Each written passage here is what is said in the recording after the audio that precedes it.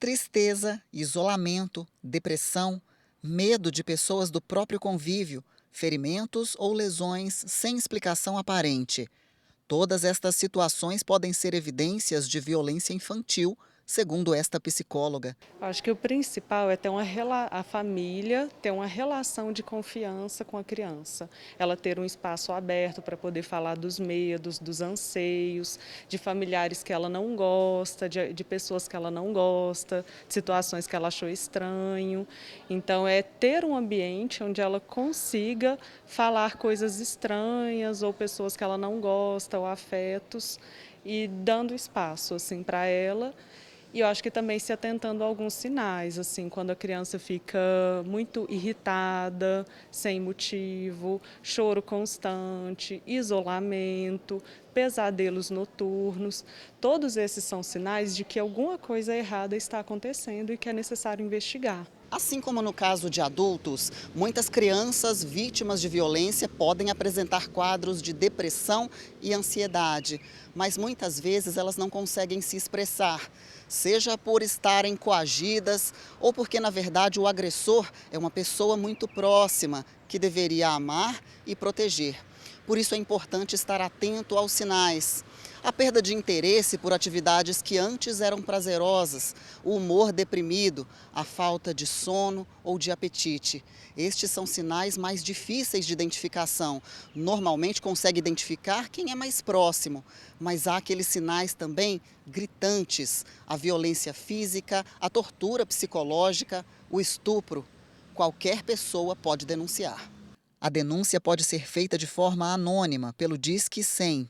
Nos casos em que a criança esteja correndo risco imediato, o ideal é acionar a Polícia Militar pelo 190 ou até mesmo o Disque Denúncia Unificado 181. Para se ter uma ideia da importância desta intervenção, muitas vítimas precisam e não chegam a receber atendimento médico.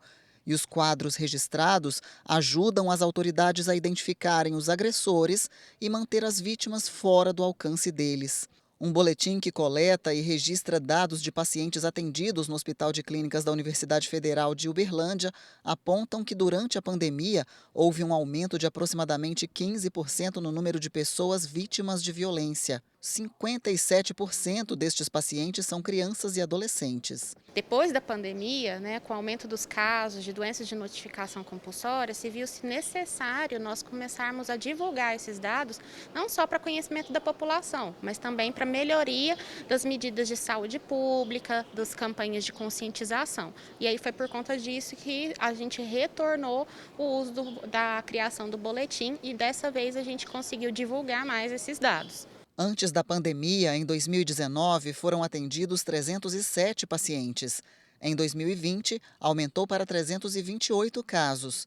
No auge da pandemia, em 2021, foram 355 registros de violência infantil.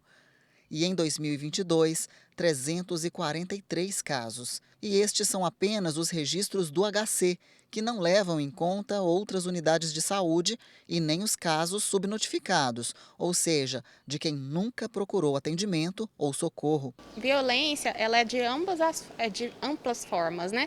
Desde a negligência de deixar de fazer algo que é estritamente necessário, seja a violência física ou mesmo psicológica, né? Há também, infelizmente, que é o maior caso são as violências sexuais, seja o estupro ou o assédio sexual, né? Em menor caso tem o trabalho escravo, tem a pornografia infantil, mas que também são estritamente importantes. A maior parte dos casos de violência é cometida por pessoas próximas, pais, responsáveis, e os casos mais frequentes são estupros. Normalmente a pessoa busca o pronto-socorro e pode buscar 24 horas por dia, quando a família suspeita de alguma violência sexual com a criança e com o adolescente. Depois que é atendida aqui no pronto-socorro, no serviço de emergência, é encaminhado para o Nua Vidas. E o Nua Vidas é um ambulatório em que a gente faz segmento dos casos de violência. E é um segmento multiprofissional, com médicos, psicólogos, assistentes sociais e aconselhamento jurídico. Os dados são extraídos do atendimento cotidiano no HC e abastecem uma plataforma compartilhada com toda uma equipe de profissionais. Os casos são informados ao Conselho Tutelar e à Polícia Militar para providências de proteção à criança e possível punição aos agressores. A partir do momento que nós inserimos os dados no SINAM e a criança ela é acompanhada pelo NUA Vidas, né, o Conselho Tutelar, a Polícia Militar, eles além de ter acesso, né, por participarem e se envolverem no atendimento à violência, eles têm acesso a esses dados para continuar a investigação. Então, tudo é de feito sigiloso, mas a gente consegue fazer essa comunicação por toda essa rede de atendimento à violência. Os pacientes passam por uma série de profissionais que vão ajudar no tratamento. Em muitos casos, podem ficar traumas. É muito importante, né, o segmento do acompanhamento psicológico para evitar possíveis traumas futuros, que diz de transtorno mental, transtorno de depressão, transtorno de ansiedade. Então é muito importante esse segmento para fazer esse tratamento psicológico e um segmento social também, para garantir que a criança não volte a situações de risco e não volte a sofrer outras violências.